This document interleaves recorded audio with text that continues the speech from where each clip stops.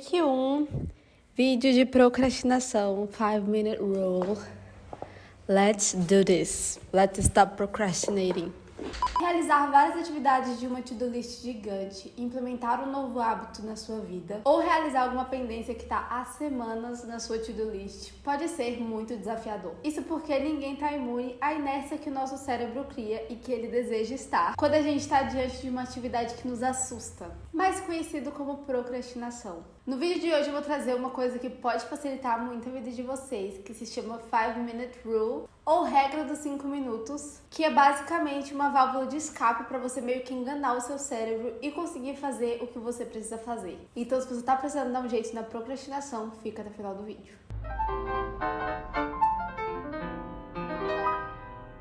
Antes de te apresentar a regra dos 5 minutos propriamente dita, eu preciso te falar mais ou menos como que o nosso cérebro funciona, não assim tão cientificamente, mas basicamente te explicar por que a gente procrastina tanto. Tem uma parte do nosso cérebro que está sempre à procura de conforto e segurança, e essa parte do nosso cérebro vai lutar com a outra parte do nosso cérebro, que é a parte mais racional e menos emocional. Então, basicamente, a procrastinação é a briga entre essas duas partes do nosso cérebro. Então, sempre que nós estamos diante de uma atividade que vai nos demandar energia, o nosso cérebro começa a conflitar entre si ali, e a tendência da parte emocional, que é segurança e conforto, ganhar é muito grande. Isso porque a gente quer o conforto naturalmente. E ver aquela atividade que vai demandar tanta energia e esforço da nossa parte faz com que a gente meio que ative esse mecanismo de defesa que se torna a procrastinação, e por isso a gente não consegue realizar o que a gente precisa realizar. Tá, então o que eu posso fazer quando eu tô diante de uma atividade que eu realmente preciso fazer e que ela é assustadoramente grande, ou não tão grande assim, mas ela é assustadora pra mim?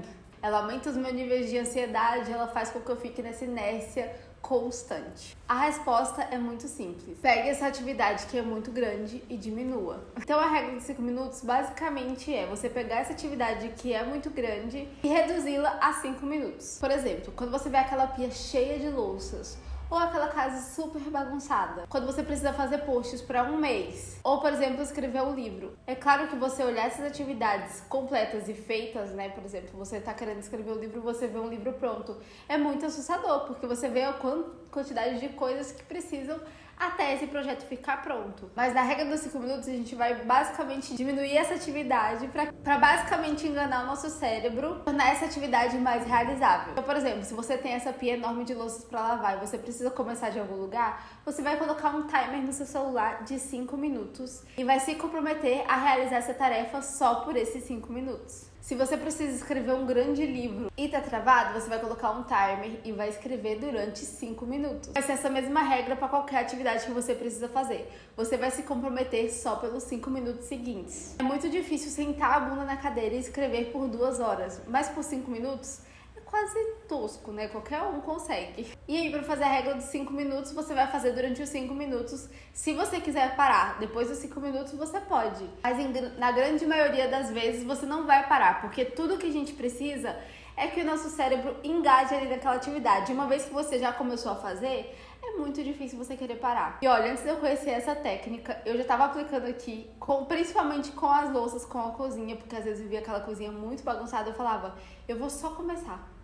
Se daqui a pouco eu não conseguir continuar, eu vou parar e vou fazer outra coisa, depois eu volto. Mas eu nunca paro. Eu sempre que eu começo a atividade, parece que o meu cérebro vai dizendo mais perto de realizar o que você precisa realizar. Então é muito mais fácil a gente continuar engajado naquela atividade, realizando ela até a gente finalizar. Muitas vezes tudo que a gente precisa é esse chutinho, sabe? Vai logo. E ironicamente, a coisa mais difícil de fazer é começar de fato a realizar aquela atividade. E algo que eu também tenho visto que faz muito sentido é que às vezes a gente fica procrastinando por semanas. Eu tenho mania de fazer a to-do list, e aí quando eu não consigo realizar uma coisa hoje que eu coloquei pra fazer, aí eu passo essa coisa pro outro dia, né? E às vezes aquela coisa fica indo de dia após dia após dia, durante semanas. E quando eu paro pra fazer, eu levo assim, ridiculamente 10 minutos para realizar a atividade. Então a técnica dos 5 minutos realmente facilitou muito a minha vida, porque eu comecei a ver que aquelas coisas que me deixavam tão ansiosa e com tanto medo de realizar, de começar a fazer, na verdade são muito simples e na verdade é só eu começar que eu consigo realizar. É muito mais difícil começar a fazer uma atividade do que de fato continuar fazendo e terminar depois que você começou. Por isso essa regra dos 5 minutos é tão valiosa e nos ajuda tanto no dia a dia para realizar aquelas coisas que a gente precisa fazer. Outra coisa que também pode facilitar muito nessa jornada aí dessa regra dos 5 minutos quando você for implementar é você se comprometer com só uma parte do processo. Por exemplo, aqui em casa eu tenho uma máquina de lavar louça. Estou usando bastante o exemplo de lavar louças porque é uma coisa que eu enfrento diariamente. Aqui em casa eu tenho uma máquina de lavar louças e geralmente o que eu tenho que fazer na cozinha é encher a máquina de louças e lavar as louças que faltam ali, limpar o fogão, limpar a pia, secar a louça que eu lavei na mão, enfim, esse tipo de coisa. Pra mim é muito menos desgastante colocar as louças dentro da máquina do que de fato ter que lavar as louças que ficaram de fora, que eu geralmente não coloco na máquina. Então eu me comprometo com o meu cérebro a somente colocar as louças dentro da máquina. Depois que eu coloco as louças dentro da máquina e eu vejo que metade do caminho já foi andado, eu consigo realizar a outra metade muito mais facilmente do que se eu me comprometesse. Eu vou limpar essa cozinha inteira, dar uma faxina geral, entendeu? Então não é só colocar o timer e começar. Se comprometa com uma parte do processo. Por exemplo, se você está criando sua linha editorial pro mês inteiro para fazer seus posts, não se comprometa a fazer um mês inteiro em 5 minutos. Você entende o pulo do gato? Se comprometa a trabalhar em um post durante esses 5 minutos e aí depois que acabarem os 5 minutos, você tá livre para fazer outra coisa se você quiser. O grande negócio da questão é que você não vai querer fazer outra coisa porque você já tá engajado ali, então você vai continuar fazendo. E uma última dica também é, você já viu durante esse vídeo que a gente gosta de conforto e que a gente tende a procrastinar quando a gente fica ansioso com uma atividade, quando a gente vê aquela coisa assim muito gigantesca e aquilo acaba nos assustando e fazendo com que o nosso organismo crie esse mecanismo de defesa. O que você vai fazer então? Quando você for criar a sua to-do list, você vai criar 2 to-do lists diferentes, uma para a semana inteira e outra para o dia. E na da semana você pode colocar tudo que você tem que fazer realmente. Na do dia, você vai ser muito mais específico e colocar muito menos coisa para ser uma to-do list mais realizável.